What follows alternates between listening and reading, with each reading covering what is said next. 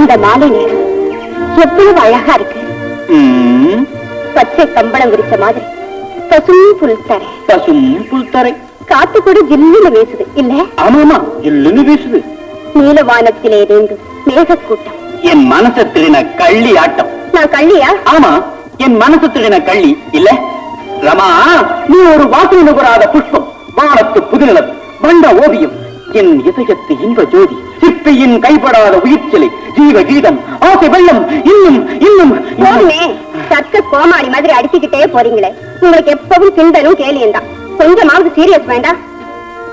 ஓ, இங்க வந்தா நீ சீரியஸ், வீட்டுல போனா அம்மா சீரியஸ், ஹாஸ்பிடல் வர கேஸ் சீரியஸ், அக்கம் பக்கத்துல வர்றவங்க போறவங்க எல்லாம் சீரியஸ்.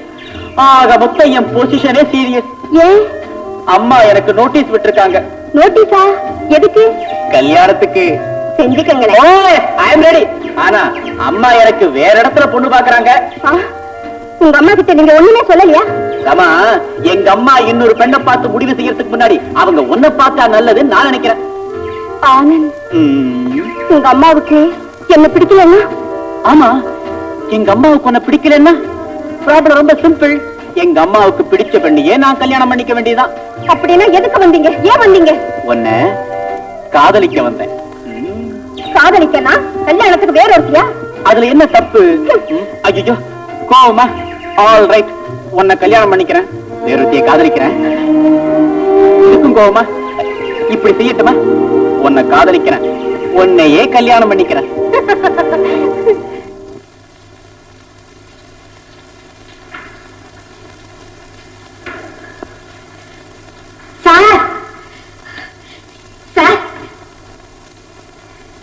யார் நீ? என்ன வேணும்? எங்க வந்து? என் பேர் தாமரை சார். எனக்கு ஏதாவது ஒரு வேலை வேணும் சார். வேலை? என்ன வேலை தெரியும்? இட்லிக்கு மாவு அரைப்பேன் சார், துணி துவைப்பேன், பாத்திரம் வளர்க்குவேன் சார். அதுக்கெல்லாம் மிஷின் இருக்கு, வேற வேலை தெரியுமா? சே, 7 ஜென்மத்துக்கு இதையே பண்ணிக்கிட்டு இருக்கு. இட்லிக்கு மாவு அரைக்கிறது, சுட்டு விக்கிறது, துணிந்து வைக்கிறது, காய வைக்கிறது, இதெல்லாம் வேலையா? வேற ஒண்ணுமே தெரியாதா?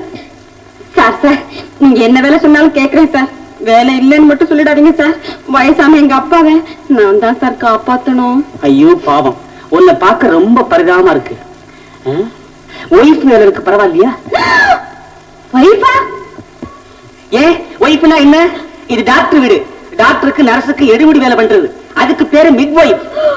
ஓஹோ, நீ எந்த ஒய்ஃப் நினைச்ச? கல்யாணம் பண்ணி கூட்டிட்டு வராங்களே ரியல் ஒய்ஃப், அது நினைச்சியா? சிச்சி, தப்பு தப்பு. ஐயோ வெக்க. விலைவாசி விக்கிற நிலையில தனியாவே காலம் தள்ள முடியல, எதுக்கு ஒய்ஃப்? என்ன சார் சொல்றீங்க? ஒண்ணு இல்ல, உனக்கு அப்பா இருக்கா? அப்பா இருக்கார் சார். பாக்குறதுக்கு எப்படி இருப்பாரு? உங்களை மாதிரியே தான் சார், ஒல்லியா இருப்பாரு. ஆனா என்ன? ஆனா சொல்லு. அவர் மகன் இன்னும் கொஞ்சம் அழகாவே இருக்கும் சார். பரவாயில்ல, ஒண்ணுன்னு கேட்ப, உண்மையை சொல்லுவியா? கேளுங்க சார். சத்தியமா நான் சொல்றதெல்லாம்?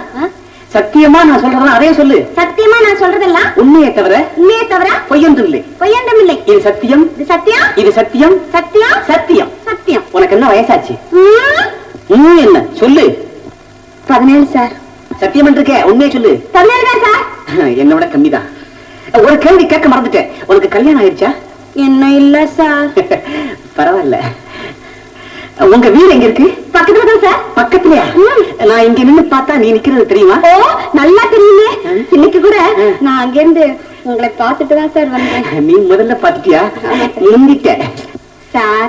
எப்படியாவது என்ன வேலையில சேர்த்துக்குங்க சார். சாகுற வரைக்கும் நான் உங்களை மறக்கவே மாட்டேன் சார். சேர்த்து விட்டுறேன். சாகுற வரைக்கும் நான் ஒன்ன மறக்க முடியாதபடி ஏதாவது பண்ணிட்டு போயிடாத. மாதா, எஜமானியம்மா கூப்பிடுறாங்க.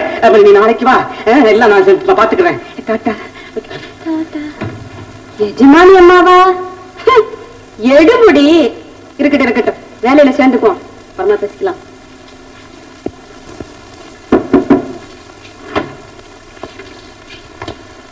ரமா, ரமா, கொஞ்சம் லேட் ஆயிடுச்சு, எக்ஸ்கியூஸ் பண்ணிக்க. இன்னைக்கு ஒரு விசித்திரமான சம்பவம் நடந்துச்சு. சொன்னா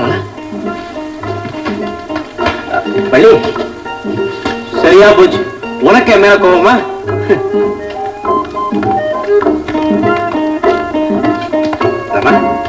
இவ்வளவு நேரம் கழிச்சு எங்க இருந்து வரீங்க? ஒரு பேஷண்ட பார்க்க போயிருந்தேன், லேட் ஆயிடுச்சு. உங்களுக்காக ரமான்னு ஒரு பொண்ணு தூங்காம சாப்பிடாம காத்திருக்காங்கிறத மறந்துட்டேன்னு உண்மையை சொல்லுங்களேன். உண்மைதான் ரமா, என்ன பண்றது, டாக்டர் தொழிலே இப்படித்தான். நல்ல வேளை கல்யாணத்துக்கு முந்தி மறந்தீங்களே. கல்யாணத்துக்கு பின்னால மறந்தா என் நிலை என்ன ஆகுறது? ரமா, இன்னைக்கு ஒரு பெரிய அதிசயம் நடந்துருச்சு. என்னது? நான் ஒரு பேய பார்த்தேன். நான் ஒன்ன சொல்லலம்மா. அது ஆனா பெண்ணா? பொண்ணுதான். கிழவியா குமரியா? குமரிதான். பார்ப்பவர் மயங்கும் பருவக்குமரி. அப்படின்னா நிச்சயம் பார்த்திருப்பீங்க. விளையாட்டுக்கு சொல்றதா நினைக்கிறீங்க? இல்ல ரமா, உண்மையா தான் சொல்றேன். நான் பேஷண்ட பார்த்துட்டு திரும்பி வந்துகிட்டே இருந்தேன். வழியில ஒரே இருட்டு, ஜன நடமாட்டமே இல்லாத பாதையில கொட்டு மழையில ஒரு பொண்ணு தன்னந்தரியா நின்னுகிட்டு இருந்தா. பரிதாபமா இருந்தது. நானும் அவளை கார்ல ஏற சொன்னேன். அப்புறம் அவ கார்ல உட்கார்ந்த உடனே பைப்ப நின்னு போச்சு. கார் ஓட்டுறதே கஷ்டமாயிடுச்சு. அதுக்குத்தான் நான் சொல்றது, கண்ட பெண்களுக்கெல்லாம் லிஃப்ட் கொடுக்காதீங்கன்னு சொன்னா கேட்டாதானே. வர வர இப்ப வேற உலகத்து பெண்களும் உங்க வழியை மறிக்க ஆரம்பிச்சுட்டாங்க. இருட்டிலையும் மழையிலையும் எனக்கு ஒண்ணுமே தெரியல. ஆனா அவ எல்லாம் தெரிஞ்ச மாதிரி வழிகாட்ட நான் காரை ஓட்டிக்கிட்டே போனேன். கடைசியில அவ சொன்ன இடத்துல காரை நிறுத்தி பார்த்தா அது ஒரு பயங்கரமான சுடுகாடு. அவ இறங்கி மெதுவா சுடுகாட்டு பக்கம் போனா சுடுகாட்டு கதவு தானா திறந்து வழிவிட்டது. அவ உள்ள போனதும் உடனே கதவு மூடிக்கிச்சு. அவளும் மாயமா மறைஞ்சு போயிட்டான். அம்மா, நீ எப்பவாவது பேயாவது பிசாசாவது பாத்திருக்கியா? ஓ, நான் பார்த்திருக்கேனே. நான் ஊட்டியில இருந்தப்ப ஒரு நாள் ஒரு பேய் என் பின்னாலேயே வந்துச்சு. நீ திரும்பி பார்த்ததும் அது உன்னை பார்த்து பயந்து ஓடியே போயிடுச்சு. இல்ல இல்ல இல்ல, வந்து நிச்சயமா. வள்ளி, தண்ணி கொண்டா.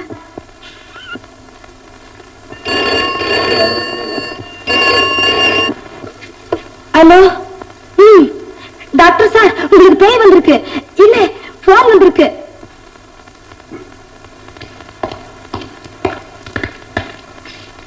Hello, doctor Anand here. நான் டாக்டர் லதா, ஹாஸ்பிட்டல்ல இருந்து பேசுறேன். நான் இங்க இருக்கிறது உனக்கு எப்படி தெரியும்? நான் உங்களை எங்கெங்கயோ தேடினேன். வீட்டுக்கு போன் பண்ணேன். கடைசியா நீங்க இங்கதான் இருக்கணும்னு முடிவு பண்ணேன். எப்படி ஐடியா? கேட்கணுமா? உனக்கு வைத்தியம் மட்டுமல்ல, ஜோசியம் கூட தெரியுதே. அது இருக்கட்டும். இங்க ஒரு அர்ஜென்ட் கேஸ், உடனே புறப்பட்டு வரணும். இது வந்துட்டேன். ஹாஸ்பிட்டல் இருந்தா இப்பவே நீங்க போகணுமா? ஆமா. சாப்பாடு பட்னி தான். ரொம்ப முக்கியமான கேஸ். வரட்டுமா?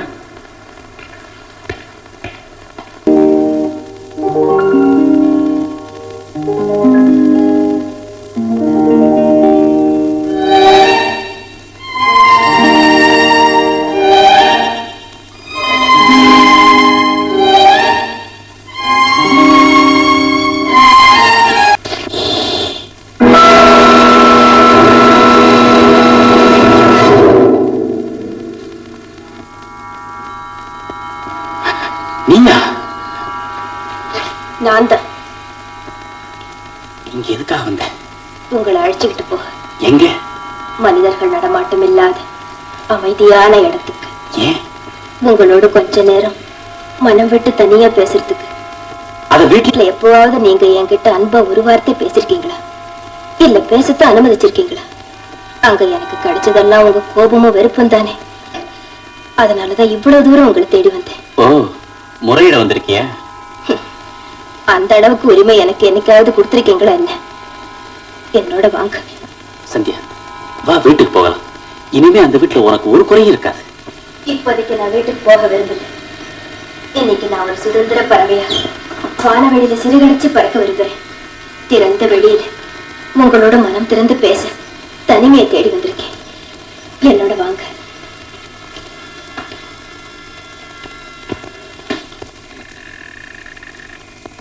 அமுதை பொழியும் நிலவு, ஆனந்தமான தென்று, மிருதுவான இந்த மணல் தரை.